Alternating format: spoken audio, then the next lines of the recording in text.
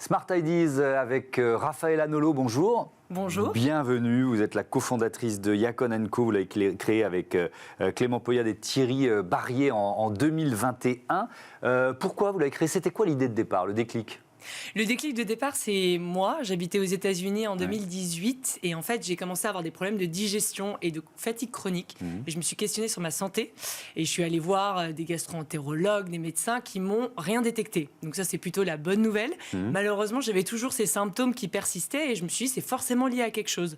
Donc j'ai commencé à faire des tests sur mon alimentation en réduisant ma quantité de sucre consommée au quotidien et je me suis sentie beaucoup mieux. Et j'ai constaté qu'en fait, quand je consommais beaucoup de produits riches en sucre, à la fois des produits sucrés, mais aussi des produits salés qui sont parfois sucrés par-dessus, comme on pense aux sauces tomates aujourd'hui, où il y a toujours un additif de sucre. Eh ben, j'ai constaté que ma santé se portait beaucoup mieux et j'avais beaucoup moins de coups de barre et de fatigue au quotidien. Et alors ça, c'est le constat de départ. Ensuite, il y a cette plante qui s'appelle le Yacon. J'avoue que je ne connaissais pas le Yacon. C'est quoi? Alors, le Yacon, c'est la première alternative au sucre qui ne donne ni le diabète ni le cancer. C'est une alternative saine au sucre de table ou au miel. Il y a 4 fois moins de sucre que dans le sucre du quotidien, dans le but en fait de réduire la consommation quotidienne qu'on se fait du sucre, donc à la fois au petit-déj quand on le met dans le thé, dans le café, mais aussi en dessert, le petit plaisir sucré de la fin, ou alors pour le week-end en topping sur les pancakes du brunch du dimanche ou dans les pâtisseries. C'est quoi? C'est un tubercule, c'est ça? C'est qui vient d'Amérique du Sud. Ça pousse en France.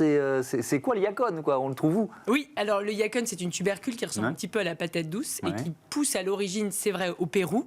D'ailleurs, ils sont en charge de 90% de l'exportation mondiale de sirop Yacon. C'est quasiment les seuls acteurs dans le monde. Et on est les premiers à faire pousser la plante en France. Donc, on a fait pousser plusieurs milliers de plants cette année dans le but d'être autosuffisant d'ici à 2024. D'accord. Il y a différents produits. Donc, vous l'avez dit, vous êtes venu avec c'est quoi? C'est une pâte à tartiner? C'est le sucrant naturel. D'accord, sucrant naturel. Donc, sinon, il y a de la pâte à tartiner, c'est ça? C'est ça. On a une gamme de produits, de 3 produits. Donc, il y a le sirop Yacon qui permet de mettre dans les fromages blancs, dans le porridge, dans les gâteaux, comme j'expliquais tout à l'heure. Et puis, on a 2 pâtes à tartiner. La pâte à tartiner préférée des enfants sans sucre et des parents, du coup, aussi, qui est composée de 70% de noisettes. Et puis, la 3e pâte à tartiner riche en cacao. C'est quoi votre mode de distribution aujourd'hui? Aujourd'hui, on vend essentiellement surtout sur notre e-commerce, yacon.co, et on sort bientôt dans 300 magasins bio en France. C'est un marché, en fait, on parle d'une recherche d'alimentation de plus en plus saine, et c'est vrai que c'est un mouvement un peu général. C'est un marché en forte croissance aujourd'hui. Comment vous l'avez, avant de vous lancer, comment vous l'avez étudié ce marché?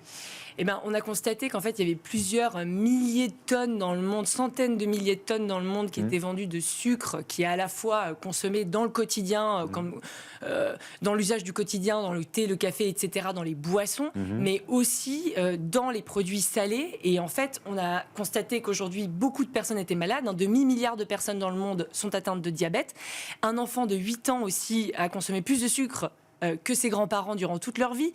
Donc ça nous a fait un choc et on s'est dit, il faut apporter aujourd'hui une alternative au sucre qui permette de lutter contre ce fléau. Avec donc une démarche de produire, de fabriquer en France, c'est ça? Oui, il y a cette démarche de produire en France, donc de réindustrialiser la France. On se met vraiment dans l'agenda des politiques aujourd'hui.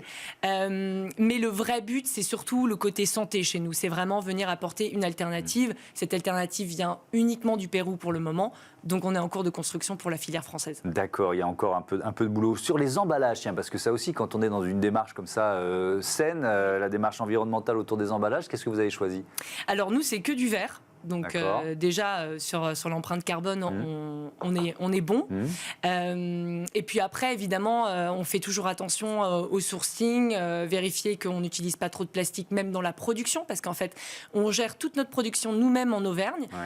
Tout est internalisé chez nous, et forcément, ça arrive dans des grands bidons de noisettes, etc. Donc on fait toujours attention à ça aussi, de bien recycler tout ce qui se passe dans notre labo. Et ben voilà, merci beaucoup. Merci Raphaëla Nolo d'être venue nous présenter Yacon & Co. Voilà, c'est la fin de ce numéro de Smart Impact. Merci à toutes et à tous de votre fidélité à cette émission et à Bismart, la chaîne des audacieuses et des audacieux. Salut!